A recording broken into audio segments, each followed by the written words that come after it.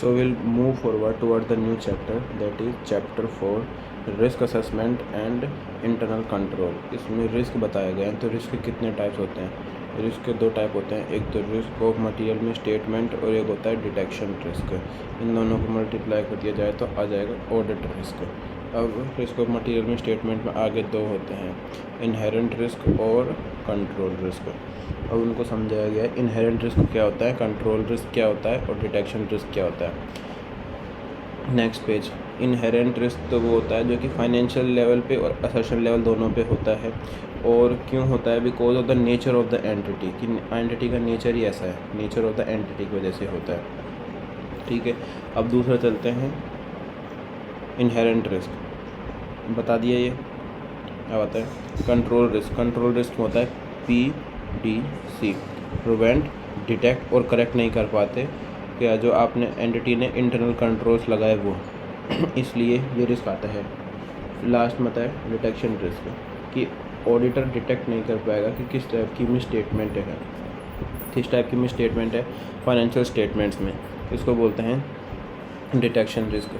फिर steps for the risk identification, risk कैसे पहचाने? तो sir earning is likelihood to create assertion impact, assertion का impact करने वाला है। तो सर से significance of the assessed risk, like से likelihood of the occurrence and the impact, assertion affected और assertion impact, assertion affected, assertion impact, enquire and the documents, पूछेंगे consider internal control, consider unique characteristics, consider particular characteristics. ये हो गया first page. अब क्या indicators हैं कि कोई पोटेंशियल मिस स्टेटमेंट है, ये सेम है ऐसे 315 में वो असर्शंस बताए गए थे, ट्रांजैक्शन से रिलेटेड और अकाउंट बैलेंस से रिलेटेड, और तीसरा प्रेजेंटेशन डिस्क्लोजर से रिलेटेड। तो ये 2 पॉइंट जो सेम है। कंप्लीटनेस और कट ऑफ प्रोसीजर ये सेम किस में थे? ट्रांजैक्शंस के असर्शन में थे। 2 पॉइंट नए हैं, एग्जिस्टेंस और रिकॉर्डिंग। भाई एग्जिस्टेंस, फिक्टिशियस और अनऑथराइज ट्रांजैक्शन एक्टर्स कोई थे ही नहीं वो बुक्स में और उनको आपने रिकॉर्ड कर लिया, तो एग्जिस्टेंस पे सवाल उठता है उनका। रिकॉर्डिंग कर ली तो इनएक्यूरेट कर ली, capturing the source document, processing of the data. अब ऑडिट प्रोसीजर, आप जो परचेज ऑर्डर डाल रहे हो, ये क्वेश्चन है जिसमें बिना कोई परचेज ऑर्डर किया परचेज डाल रहे हो तो उनको चेक कैसे करेंगे? पहली बात तो ये परवेजिव है या फिर अकाउंट बैलेंस लेवल पे है। तो ये अकाउंट बैलेंस लेवल पे है। सिर्फ 2 अकाउंट्स अफेक्ट करता है, परचेज अकाउंट और अकाउंट्स पेबल अकाउंट। इसमें आप 2-4 चीज़ें डिटरमाइन करेंगे। परचेज रिक्विजिशन, यानी कि परचेज की हमने रिक्वेस्ट डाली कि नहीं डाली, ठीक है। एजिंग ऑफ द कॉन्ट्रैक्ट, मतलब कितना टाइम हो गया परचेज करें, उसके हिसाब से पेमेंट। और paying before the normal course of business, normal credit period, या फिर जैसे वो 30 दिन देते हैं नॉर्मल क्रेडिट को, कि 30 दिन के अंदर आपको पे करना है, आप उससे पहले तो पे नहीं कर रहे हो। 4, इंक्वायरी करोगे आप परचेज ऑफिसर से कि हमने ये जो परचेज रिक्वेस्ट डाली नहीं थी तो ये परचेज ऑर्डर प्लेस क्यों हुआ है, ठीक है। समरी बनाएंगे, सारी लिस्ट ऑफ समरी, और क्लाइंट से जाके डिस्कस करेंगे इसको कि हमारे यहाँ तो परचेज ऑर्डर ये हैं, आपके यहाँ भी सेम है कि नहीं है, ठीक है। अब आता है RBA, यानी कि risk based audit. Risk based audit में पहला 3 पॉइंट है, रिस्क असेसमेंट, दूसरा रिस्क रेस्पॉन्स और तीसरा रिपोर्टिंग। पहला इसमें 3 पॉइंट में 3 चीज़ें याद रखनी है, 210, 300 और 315। 210 में बोला गया है क्लाइंट को एक्सेप्ट करना और उसको कंटिन्यू करना, तो clientele acceptance and the continuous procedure. 300 में बोला गया ओवरऑल एंगेजमेंट, और 315 में 3 चीज़ें बात करी गई हैं।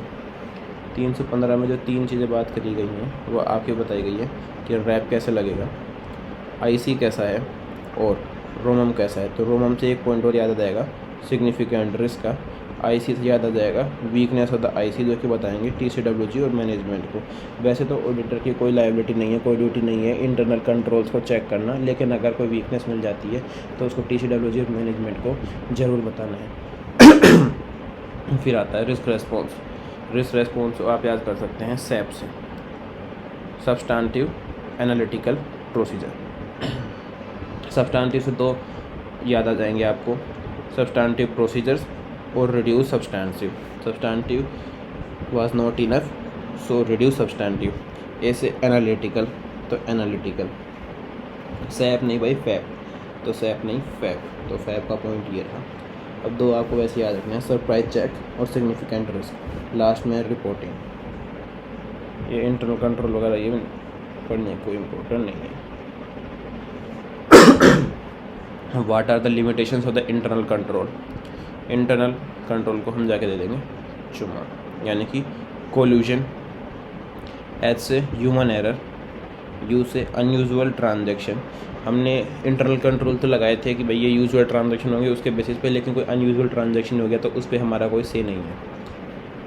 फिर आता है मैनिपुलेशन बाय द मैनेजमेंट। जो मैनेजमेंट लायबल होता है आईसी को वो करवाने के लिए, बनाने के लिए, डिम के लिए, बेसिकली डिज़ाइन, इम्प्लीमेंट और एम से मैनेज। अगर मैनेज खुद ही उसको करेगा मैनिपुलेशन, तो मैनिपुलेशन बाय द मैनेजमेंट। और abusing the responsibility, abusing the responsibility. जब मैनेजमेंट मैनिपुलेट कर रहा है तो वो अब्यूज़ कर रहा है खुद की रेस्पॉन्सिबिलिटीज़ को। अब structure of the internal control. Internal control में क्या क्या होना चाहिए? सेग्रीगेशन ऑफ ड्यूटीज़ होना चाहिए, authorisation of the transactions, adequacy of the records and documents, accountability and safeguard of the asset, और independent check by the external auditor. अब ये क्या है? Components of the internal auditor. Components of the internal auditor same है जो कि कोसो framework में दे रखा है इनका, या तो आप लर्न कर लो माइक्रा से या फिर लर्न कर लो क्राइम से। दो सी से हैं basically, control environment, control activity. I से इंफॉर्मेशन एंड कम्युनिकेशन, एन से मॉनिटरिंग और आर से रिस्क असेसमेंट। तो रिस्क कब नया राइज हो जाएगा या फिर चेंज हो जाएगा? न्यू। चार चीज़ें आपकी न्यू हैं, 1 2 3 4, ठीक है। न्यू पर्सनल या फिर न्यू इंफॉर्मेशन सिस्टम जिसको बोलते हैं, न्यू टेक्नोलॉजी,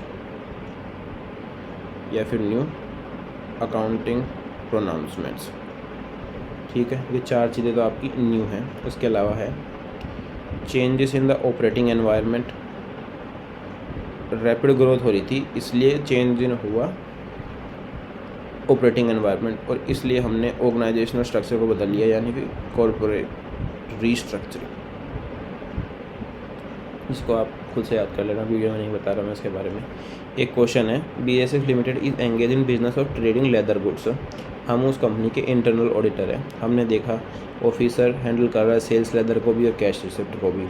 अनदर जो है वो डिस्पैच कर रहा है गुड्स को, और इशुएंस ऑफ द डिलीवरी चालान्स। तो इनके बारे में आप ऑडिट प्रोसीजर देखिए कैसे कैसे करना है। पहले तो एक ही आदमी को सारे कंट्रोल नहीं देना है, यानी कि नो कंप्लीट कंट्रोल। फिर जॉब रोटेशन करती रहनी है ताकि वो वहाँ बैठ के सारे काम सीख ना जाए कि काले धंधे कैसे करने हैं। तो जॉब रोटेशन, एक बार उसको लीव पे ज़रूर भेजना है। लीव पे जाएगा तो आप पीछे से क्योंकि चेक कर सकते हो। तो leave once in a year. जो वहाँ पे इन्वेंटरी पे फिजिकल पे बैठा है उसके पास एक्सेस नहीं होना चाहिए लेजर का और बुक्स का। अकाउंटिंग कंट्रोल होना चाहिए अलग अलग क्लास ऑफ असेट के लिए। बजटरी कंट्रोल, बजटरी कंट्रोल कैसे लगाएंगे? मैकेनिकल डिवाइस से, याद करने के लिए बोल रहा हूँ। और इन्वेंट्री काउंट करेंगे साल में एक बार, सारी एक्टिविटी को स्टॉप करके, एंड इन्वॉल्व करेंगे सारे स्टाफ को अलग अलग सेक्शन से बुला के कहेंगे कि इन्वेंट्री काउंट में हमारी हेल्प करो। ये नहीं पढ़ना। एक केस स्टडी है कि एंटरटेनमेंट सेंटर था, फैसिलिटी थी यंगस्टर्स के लिए 5 डिफरेंट लोकेशन पे। Collections are made in specify the adequate system. Printing of tickets, जो आपने टिकट प्रिंट करी उनको फिर हम करेंगे सेल। तो printing of the ticket, sale of tickets. Printing से और सेल से जो पैसा आया उसका कैश का डेली कैश रिकन्सिलिएशन और डेली बैंकिंग, यानी फिर उसको रिकनसाइल करके रोज़ बैंक में इकट्ठा कर देना है। अब वो अंदर घुसने लगे तो क्या दिखाएंगे आप? एंट्रेंस, एंट्रेंस पे फ़ोन भी दिखा सकते हैं आजकल। फ़ोन में दिखा के, यानी कि एडवांस टिकट बुक करके आए तो प्री पेमेंट भी होना चाहिए। एडवांस टिकट में प्री पेमेंट भी होना चाहिए। डिस्काउंट देते हैं स्कूल वाले, और सरप्राइज चेक। ये है कोसो फ्रेमवर्क। कोसो फ्रेमवर्क का माइक्रो पीछे पढ़ लिया, बस यहाँ पे इसको पढ़ना है CRO, यानी कि इसके objectives. Compliance objective, reporting objectives, and operating objectives, ये तीनों फुलफिल हो रहे हैं कि नहीं हो रहे हैं।